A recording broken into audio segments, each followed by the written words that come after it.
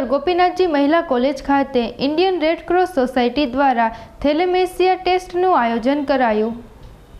સિહોર ગોપીનાથજી મહિલા કોલેજ તેમજ Indian red cross સોસાયટીના સંયુક્ત ઉપક્રમે થેલેસેમિયા પરીક્ષણ કેમ્પ યોજાયેલ, જેમાં આશરે 350મી વધુ કોલેજની દીકરીઓએ થેલેસેમિયાનું પરીક્ષણ કરાવેલ। જે અંગે ગોપીનાથજી મહિલા કોલેજના પ્રિન્સિપાલ ડો. યોગેશભાઈ જોશીએ જણાવેલ કે દર વર્ષે મહિલા કોલેજમાં પ્રથમ વર્ષમાં અભ્યાસ કરતી દીકરીઓને સરકારી પરિપત્ર મુજબ થેલેસેમિયાનું પરીક્ષણ આવશ્યક છે, ત્યારે ખાનગી લેબ ટેકનિશિયનમાં કરાવીએ તો અંદાજે 700થી 800 રૂપિયા ફી થતી હોય છે, ત્યારે ભાવનગરની ઇન્ડિયન રેડક્રોસ સોસાયટી દ્વારા વિનામૂલ્યે આ પરીક્ષણ કરવામાં આવેલ।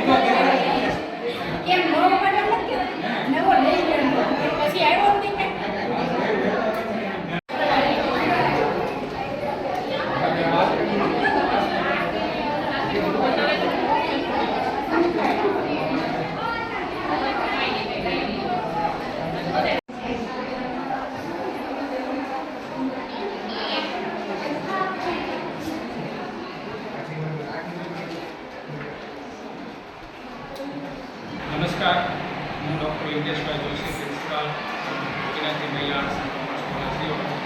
आज रोज Indian Red Cross society Bhavnagar द्वारा અને ગોપીનાથજી મહિલા કોલેજના રાષ્ટ્રીય સેવા યોજના કે એનએસએસ વિભાગ અંતર્ગત આજે પ્રથમ વર્ષમાં જે પ્રવેશ મેળવેલ વિદ્યાર્થીઓ છે તેમને આ કોલેજની અંદર ઇન્ડિયન રેડ ક્રોસ સોસાયટી અને કોલેજના સંયુક્ત ઉપક્રમે થેલેસેમિયા ટેસ્ટનું આયોજન કરવામાં આવ્યું હતું। થેલેસેમિયા ટેસ્ટ કરાવવો ખૂબ જરૂરી છે। આવનારા ભવિષ્યની અંદર એ વિદ્યાર્થી જ્યારે દાંપત્ય જીવનની અંદર જાય ત્યારે બાળક સુરક્ષિત રહે અને થેલેસેમિયા મેજર કે માઇનર અને એમને જાણકારી મળે એવા હેતુથી આજે આ કેમ્પનું આયોજન કરવામાં આવ્યું છે।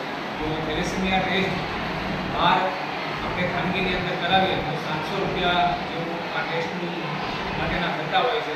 વિદ્યાર્થી અવસ્થામાં કોલેજની અંદર નિઃશુલ્ક અને નજીવા દરે આ ટેસ્ટ અહીંયા પૂરી થઈ જાય એ માટેનો પ્રયત્ન હાથ ધર્યો છે અને યુનિવર્સિટી દ્વારા પણ થેલેસેમિયા ટેસ્ટ વિદ્યાર્થીઓને કરવા માટેનો અતોપરત જાણકારી આપતા હોય છે। તે અંતર્ગત આજે 300 કરતાં પણ વધારે વિદ્યાર્થીઓ 2024-25ની અંદર આ કેમ્પ થેલેસેમિયા ટેસ્ટનો લાભ લઈ રહ્યા છે।